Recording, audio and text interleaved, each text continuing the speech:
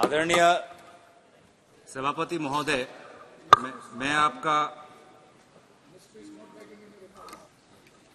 आभार प्रकट करता हूं और आशा करता हूं कि जब हम इस महत्वपूर्ण विषय पर चर्चा शुरू करने वाले हैं तो आदरणीय वित्त मंत्री निर्मला सीतारामन जी भी उचित समझेंगे कि वो यहाँ पे आके विभिन्न राजनीतिक दलों के सदस्यों की बातें और जनता की बातें स्वयं सुनने का वो प्रयत्न करेंगी।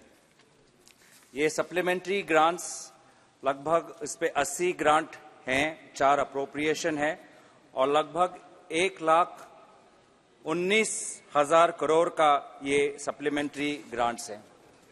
सर, मैं सबसे पहले इस सप्लीमेंट्री ग्रांट के संदर्भ में कुछ मैं कहना चाहूंगा।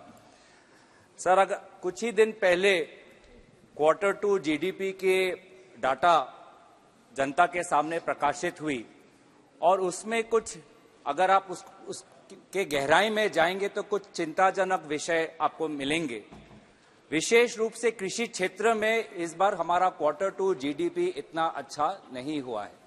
GDP जो हमारा, अगर आप उसमें एग्रीकल्चर के सबसेक्शन में जाएंगे तो उसमें कटौती हुई है, ग्रोथ की बजाय उसमें आज रिग्रेशन हुआ है और इसके कारण जो वर्तमान की जो बारिश, मॉनसून, एल नीनो इफेक्ट है, उसका प्रभाव हमको दिख रहा है।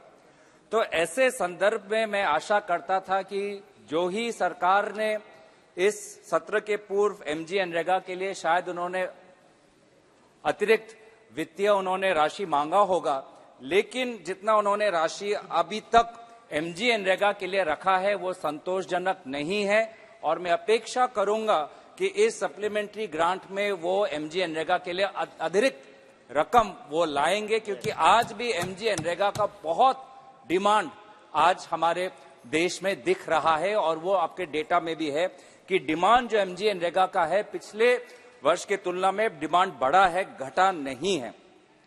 दूसरी बात मैं ये कहना चाहूंगा आदरणीय सभापति महोदय, हम सेंसस 2021 का भी हम बार-बार विवरण चाहते हैं इस सरकार से। आज से लगभग 1-1.5 वर्ष पहले मुझे याद है कि आदरणीय वित्तीय मंत्री निर्मला सीतारामन जी ने अपने वित्तीय भाषण में, बजट स्पीच के भाषण में सेंसस के लिए उन्होंने कुछ राशि एलोकेट किया था, लेकिन उसके पश्चात, जो कि अब कोविड भी खत्म हो गया है, लगभग 2 साल हो गए, लेकिन सेंसस 2021 जो होना है उस पे अभी तक हम सरकार की तरफ से कोई हम ठोस कदम नहीं देख पा रहे। बजट पे भी कोई विवरण नहीं देख पा रहा इस साल में, ना सप्लीमेंट्री ग्रांट्स में। तो सेंसस जिसपे बार-बार हम ये मांग कर रहे हैं, देश की जनता ये मांग कर रही है कि हमारा एक कास्ट सेंसस होना चाहिए, पूरे कास्ट डेटा आना चाहिए। तो हम चाहते हैं कि ये सरकार 2021 जो हमारा सेंसस है उसमें कब प्रकाशित करेगी, उस पर स्पष्टीकरण आज हमारे वित्तीय मंत्री इस पे दे। तीसरी बात ये यहाँ पे हम देखना चाहते थे कि सर, बहुत दुख की बात है कि ये देश है जिसपे हमारे आदरणीय पूर्व प्रधानमंत्री लाल बहादुर शास्त्री जी ने कहा था, जय जवान जय किसान। किसान की बात तो मैंने कर दी है कि किसान आज क्लाइमेट चेंज और विभिन्न परिस्थितियों से लड़ रहा है और उसकी अवस्था अच्छी नहीं है, लेकिन जवान के साथ भी आज ये सरकार अन्याय कर रही है। आज डिसेबिलिटी पेंशन को लेकर भी ये सरकार बार-बार प्रश्न उठा रही है और कितनी अफसोस की बात है कि जो हमारे जवान जो सरहद पे हमारे देश की रक्षा करते हैं, आज कितने वो हमारे देश के लिए त्याग करते हैं, बलिदान करते हैं, अपने गांव, अपने घरों से दूर रहते हैं, आज उनके डिसेबिलिटी पेंशन पर भी इन सरकार की आंख है और उन्होंने डिसेबिलिटी बेनिफिट्स इन्होंने कम कर दिए हैं और ये सरकार मिनिस्ट्री ऑफ डिफेंस कोर्ट में जाके वे जवानों जिनको डिसेबिलिटी पेंशन का एक वर्ग मिल रहा था उसको भी ये चैलेंज कर रही है। तो कितनी अफसोस की बात है कि ना किसान को सम्मान मिल रहा है, ना जवान को सम्मान यहाँ पे मिल रहा है। इसी संदर्भ में मैं कहना चाहूंगा कि आज आपने अग्निवीर की ये स्कीम लाए हैं, लेकिन अलग अलग हमारे प्रदेशों में सैनिक स्कूल की एक मांग हो रही है और मेरे ही प्रदेश में असम में बार-बार हम ये मांग कर रहे हैं। भूमि भी हमने ठीक कर दिया है कि गोलाघाट डिस्ट्रिक्ट में एक दूसरा सैनिक स्कूल होना चाहिए, जिसका विवरण हमारे इससे पहले मनोहर लाल पर्रिकर जो देश के रक्षा मंत्री थे, उन्होंने उसका विवरण किया है। वहां के असम के राज्य सरकार के बजट में भी उल्लेखित है कि दूसरा सैनिक स्कूल गोलाघाट डिस्ट्रिक्ट में होना है, लेकिन आज तक हमने जमीन पर कोई भी हमने परिवर्तन नहीं देखा, कोई काम नहीं देखा। साथ साथ सर, अभी मैं ये भी चाहता हूं कि डिजास्टर रिलीफ, कुछ ही दिन पहले केंद्र सरकार ने तमिलनाडु के लिए उन्होंने कुछ बजट उन्होंने रिलीज किया, लेकिन तमिलनाडु में जहां तक हमारी जानकारी है, वो जो उनका ड्यू है to the state of Tamil Nadu under the state disaster response fund, only the due has been release, but the additional damage caused by the floods in Chennai, that has to be now the burden falls on the state government, and the center is not doing enough. I urge the center. They talk about cooperative federalism, but there is no additional aid that is offered to states at the time of natural disasters, whether it's the floods in Chennai, whether it's the cyclone in Andhra, whether it's the landslide that we saw in Himachal Pradesh, or whether it's the landslide we saw in Sikkim. In Sikkim, the amount of fund that was released was minuscule, was pitiable. आप लोग east, act east, north east की बात करते हैं, लेकिन जब सिक्किम में बड़ा नेचुरल डिजास्टर, एक डेविस्टेशन हुआ, लोगों की जान चली गई, the amount of fund that was released was miniscule. I urge this central government in the spirit of cooperative federalism कि जब किसी राज्य में आपदा आती है तो तुरंत जो ड्यू है वो तो रिलीज करे, लेकिन अतिरिक्त जो रीएम्बर्स करना चाहिए स्टेट को, वो भी ये करे. इस बात को मैं आपके सामने मैं रखना चाहता हूं. ये भी मैं बात रखना चाहता हूं कि इस सप्लीमेंट्री ग्रांट्स में मैं नेशनल हाईवे का भी मैं उल्लेख करना चाहूंगा. असम में नेशनल हाईवे आईडीसीएल का एक कॉर्पोरेशन बनाया गया है, लेकिन किसी प्रकार से काम आज जमीन पर उनका अच्छा नहीं है, संतोषजनक है और संतोषजनक नहीं है, और बहुत प्रश्न उठ रहे हैं. आज नुमलीगढ़ से डिब्रूगढ़ को 4 लेन हाईवे है, टियोक शिवसागर पार्ट में कुछ काम ही नहीं हुआ है. वहां पे जो एक्सपेंशन का फेज 1 काम हो गया है, लेकिन वो फेज 1 काम फेज 1 पे ही रह गया है, फेज 2 फेज 3 अभी तक हुआ नहीं है. तो बहुत अफसोस की बात है, जो अपर असम जहां पे टूरिस्ट पर्यटक आते हैं, आज वहां पे किसी प्रकार का काम वहां पे हुआ नहीं है. और ये नेशनल हाईवे अथॉरिटी क्या करती है कि जब लोगों का भूमि लेती है तो उसको कॉम्पनसेशन देती है. तो लेकिन आज हम देख रहे हैं कि लोगों का ये कॉम्पनसेशन देना ये एक स्कैम बन गया है, क्योंकि लोग आज फर्जी अपने लैंड डॉक्यूमेंट दिखा के आज वो NHIDSL के कुछ अधिकारियों के साथ बात करके आज वो एक स्कैम के द्वारा आज वो कॉम्पनसेशन जो लाखों के संदर्भ में जा रहा है, वो लाखों का कॉम्पनसेशन हो रहा है.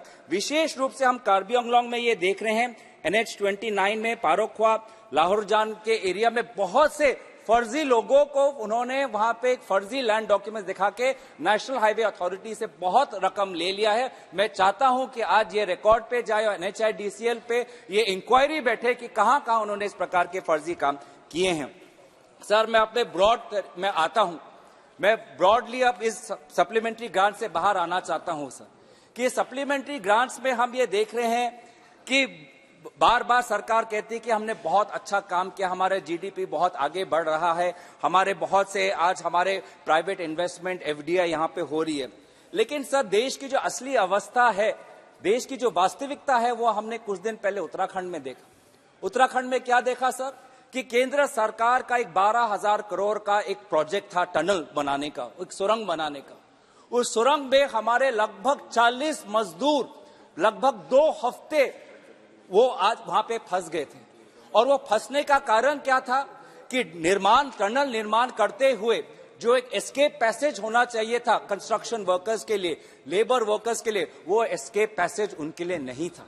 तो ये तो मैं आभार प्रकट करता हूं विभिन्न एजेंसियों का, राज्य सरकार, केंद्र सरकार, वो सारे वो लोग जिन्होंने उन 41 लेबर वर्कर्स को बाहर निकाला. लेकिन क्या इंक्वायरी होगी कि उत्तराखंड के ये सिलखिया टनल में ऐसा क्यों हुआ कि टनल के कोलैप्स होना पड़ा? एस्केप पैसेज क्यों नहीं था? क्या इंक्वायरी होगी? या क्या हम दोबारा उन मजदूरों को भूल गए हैं? कि यही आज सच्चाई है.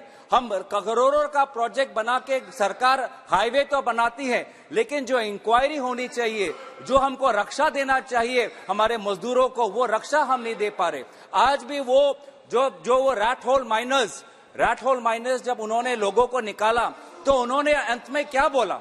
उन्होंने अंत में यह बोला कि देखिए हमने इन सारे लोगों को हमने बचाया, हम बस इतना ही सरकार से चाहते हैं कि मेरा पगार बढ़ाया जाए, मेरा वेतन बढ़ाया जाए। और यही देश की आज वास्तविकता है कि हर वो मजदूर, हर वो श्रमिक, हर वो किसान, वो चाहे शहरी इलाका हो या चाहे गांव में हो, आज बढ़ती हुई महंगाई में वो चाहता है कि सरकार मेरा वेतन बढ़ाए, सरकार मेरा वेतन बढ़ाए। अब लेकिन हम क्या देख रहे हैं, विशेष रूप से महिला का पार्टिसिपेशन आज लेबर फोर्स में घट रहा है, आज एक इनइक्वालिटी बढ़ती जा रही है। मैं चाहता हूं कि सरकार यह बताए कि क्यों आज कोविड के पश्चात 2 साल हो गए महिला का पार्टिसिपेशन आज लेबर फोर्स में घटता हुआ क्यों आ रहा है। आज का आप इकोनॉमिक टाइम्स या बिजनेस स्टैंडर्ड देख लीजिए, आज सैलरीड सेक्टर्स में भी वुमेन का जो सैलरी है compare to men is far less. There is a huge gender gap that is happening, and that should worry us, because we want our Indian women to be empowered financially, socially and politically. And it pains and disturbs us that irrespective of whether a woman is working on a field or on a mine or in a company, that she is discriminated against and she is not getting fair wages, she is not getting equal wages. And therefore we see a greater income inequality that is taking place. Women are facing the greatest brunt of income inequality, and this is a very disturbing fact for India. Even the United Nations Developing Program, UNDP, have said that in India, the top 10% hold 57% of the national income. The top 10% hold 15% of the national wealth. तो जबकि 10% आबादी के पास ही 50% national income है, लगभग 15% national wealth है, तो यही हम देख रहे हैं कि हमारी इकोनॉमी बढ़ तो रही है, लेकिन जो फल है, जो वास्तविक में अच्छे दिन आ रहे हैं, वो अच्छे दिन सिर्फ देश के कुछ 10% लोगों के लिए आ रहे हैं। ज्यादातर लोगों के लिए आज भी वो सरकार के जो अनाज दे रहे हैं, वो सरकार के फ्री अनाज पर निर्भर है। हम बात करते हैं कि हम 5th लार्जेस्ट इकोनॉमी है, 3rd लार्जेस्ट इकोनॉमी है, लेकिन आज भी हमको 80 करोड़ आबादी को हमको फ्री राशन देना पड़ता है, नहीं तो वो भूखमरी की वहां पे आज वो समस्या वो झेलेंगे। तो ये देश की सच्चाई है, इससे हमें भागना नहीं चाहिए, और साथ ही साथ इस देश की सच्चाई को हमको कबूल करना चाहिए, ना कि बार बार राजनीति में हम बार ये सरकार अपना सीना ठोकती है कि कहते हमने फ्री अनाज दिया, लेकिन फ्री अनाज किस एक्ट के जरिए? वो फ्री अनाज जो दे रही है नेशनल फूड सिक्योरिटी एक्ट, जो यूपीए के दौरान वो पारित हो गया है, उस एक्ट के द्वारा आज फ्री राशन दिया जा रहा है। ये सरकार बार बार जैम ट्रिनिटी की बात करती है, ये सरकार बार बार यूपीआई की बात करती है। यूपीआई और जैम ट्रिनिटी के जो 2 मूल पहलू हैं, आधार, वो भी यूपीए के दौरान वो पूरा ढांचा वो बनाया गया। मोबाइल, लोगों के हाथ में मोबाइल, वो भी यूपीए के समय के दौरान लोगों के हाथों में mobile phone, smartphone, cheap data वो हो गया है। तो इसीलिए मैं चाहता हूं कि ये सरकार कबूल करे कि ये जो प्रगति है उसमें सारे सरकारों की भूमिका है। ये सरकार अपने जो देश का जो इतिहास है, उस देश के इतिहास को दोबारा लिखने की कोशिश ना करे, या अब देश के इतिहास को सिर्फ अपने राजनीतिक ढंग से, ढांचे से सोचने का ये कोशिश ना करे। सर, बहुत से प्रश्न इस जीडीपी में हम चाहते हैं कि अब हमारी सरकार यहाँ पे बोले कि ये यहाँ पे आज भी हमारा जो लेबर इंटेंसिव सेक्टर्स है, वो चाहे एग्रीकल्चर हो या चाहे ट्रेड, होटल्स एंड कम्युनिकेशन हो, इतनी अच्छी तरीके से परफॉर्मेंस नहीं हुए, और ये हमारे लेबर इंटेंसिव यहाँ पे इंडस्ट्रीज हैं। आज लेबर इंटेंसिव जो इंडस्ट्रीज हैं उनकी वास्तविक स्थिति इतनी अच्छी नहीं है। मैं चाहता हूं कि सरकार बताए कि एग्रीकल्चर और trade, hotels, communication, apparel, leather, textile, ऐसे क्षेत्रों में जहां पे ज्यादातर लोग काम करते हैं, उसको बढ़ोतरी देने के लिए, ताकि लोगों को रोजगार मिले, क्या करेंगे? लोगों के वेतन बढ़े, उसके लिए क्या करेंगे? चलो, मान भी लिया इस सरकार की बात, मान भी लिया कि देश आज बहुत तरक्की कर रहा है, मान भी लिया कि आज देश का जीडीपी बहुत ऊंचाई तक पहुंच गया है, मान भी लिया कि आज हमारा देश 5% जो 5वें नंबर के स्थान पे है और कुछ सालों के बाद 30वें नंबर स्थान पे है, कि देश की आर्थिक व्यवस्था अगर हम सरकार के मंत्रियों की बात सुने तो बहुत अच्छी है। तो मेरा प्रश्न यही है इस सरकार से कि अगर देश की आर्थिक अवस्था इतनी अच्छी है, तो आज हमारे पेट्रोल पंप में पेट्रोल और डीजल के प्राइस घटे क्यों नहीं है? आज पूरे दुनिया में ऑयल प्राइसेस घट चुके हैं। आज हमारे पेट्रोलियम मंत्री बोलते हैं कि हम लगभग 40 देशों से तेल ले रहे हैं। हमारे विदेश मंत्री बोलते हैं कि हमारी सरकार रशिया से चीप ऑयल ले रही है। तो जब हम ये चीप ऑयल ले रहे हैं, जब हमारे पास डाइवर्सिफाइड ऑयल सप्लायर्स है, तो ये पूरा का पूरा बेनिफिट हम कंज्यूमर को क्यों नहीं दे पा रहे हैं? क्यों पहले की तरह हम 70 रुपए और 60 रुपए का तेल हम क्यों नहीं कर पा रहे? अगर हमारी आर्थिक अवस्था इतनी ही अच्छी है तो मैं इस सरकार से गारंटी मांगूंगा कि आज के इस सालों में जो शुरुआत में हमने इन्फ्लेशन देखा, दूध के दामों में जो इन्फ्लेशन देखा, टमाटर के दाम में जो इन्फ्लेशन देखा, इस साल में नहीं होगा। आज भी ये सरकार कह रही है कि इन्फ्लेशन हो सकता है। तो ये किस प्रकार का काम कर रही है ये सरकार? ये सरकार आज ग्राहकों के लिए आज काम नहीं कर पा रही। ये सरकार, बहुत दुख से मैं कहता हूं कि बहुत चंद कंपनियों के लिए काम कर रही है। और यही deputy governor, former deputy governor Viral Acharya ने अपने पेपर में उल्लेखित किया है कि देश की जो आर्थिक अवस्था है ठीक नहीं हो रही है। सारा एक कार्टेलाइजेशन, एक मोनोपोली बन रही है। अगर आप बड़े बड़े इंडस्ट्री सेक्टर्स में देखेंगे तो हर सेक्टर में वो 3-4 बिजनेस डोमिनेट कर रहे हैं। वो चाहे एविएशन हो, चाहे टेलीकॉम हो, चाहे कंस्ट्रक्शन हो, चाहे माइनिंग हो, चाहे मेटल्स हो। तो कितनी अफसोस की बात है कि पूरा जो हमारा इकोनॉमिक ढांचा है वो ये कुछ कंपनीज जो डोमिनेट कर रही हैं, कार्टेलाइजेशन हो रहा है, मोनोपोली हो रही है, उनके आधार पर चल रही है, जिसके कारण हमारी देश की जो आर्थिक जो हमारी रेगुलेटर्स है वो ढंग से काम नहीं कर पा रही। एक मैं वित्त मंत्री से जानना चाहूंगा कि डिपार्टमेंट ऑफ रेवेन्यू इंटेलिजेंस ने कुछ कंपनियों को नोटिस भेजा था कि आप इंडोनेशिया से कोयला बहुत कम दाम में लाते हो और भारत में आके उस दाम को आप बढ़ा देते हो। ये क्यों हो रहा है? इसके लिए कागज मांगे थे, लेकिन आज तक वो विभिन्न कंपनियों ने अपने कागज DRI, department of revenue intelligence को नहीं दिया। तो ये हम जानना चाहते हैं, क्या ये सरकार बड़े बड़े कंपनियों की तहकीकात करने से डरती है? क्या ये बड़े बड़े कंपनियों की इन्वेस्टिगेशन करने से डरती है? क्यों ये अपने जो भी रिपोर्ट्स आते हैं, सुप्रीम कोर्ट को कहना पड़ा सेबी को कि आप एक विशेष कंपनी का इन्वेस्टिगेशन करें? क्यों इस अवस्था तक हम पहुंचे कि सुप्रीम कोर्ट को निर्देश देना पड़ा? तो ये मैं बहुत अफसोस की बात है। धन्यवाद सर, बस 2-3 मिनट और। तो बहुत अफसोस की बात है कि जहां पे हमें ग्राहकों को सुरक्षित करना है, किसानों को सुरक्षित करना है, श्रमिकों को सुरक्षित करना है, ये सरकार विशेष कंपनियों को सुरक्षित करिए। और विशेष 1-2 कंपनी जिसका नाम पूरा सब जानते हैं, मैं वो नाम नहीं लेना चाहता क्योंकि बवाल बच जाएगा, क्योंकि सरकार आज देश की नहीं है, वो उस कंपनी की चल रही है। तो सर, मैं यही आपसे मैं गुजारिश करूंगा कि हमारी सरकार को देश के हमारे श्रमिकों ने चुना, मजदूरों ने चुना, ट्रक ड्राइवरों ने चुना, घर में काम करने वाले लोगों ने चुना, मैकेनिकों ने चुना, क्राफ्ट्समैन ने चुना, दुकानदार ने चुना। उनके लिए हमें आज सोचना चाहिए। आज हमारे गिग वर्कर्स, हम गिग इकोनॉमी की बात तो करते हैं, लेकिन गिग वर्कर्स के लिए हमने कौन सी सुरक्षा लाई है?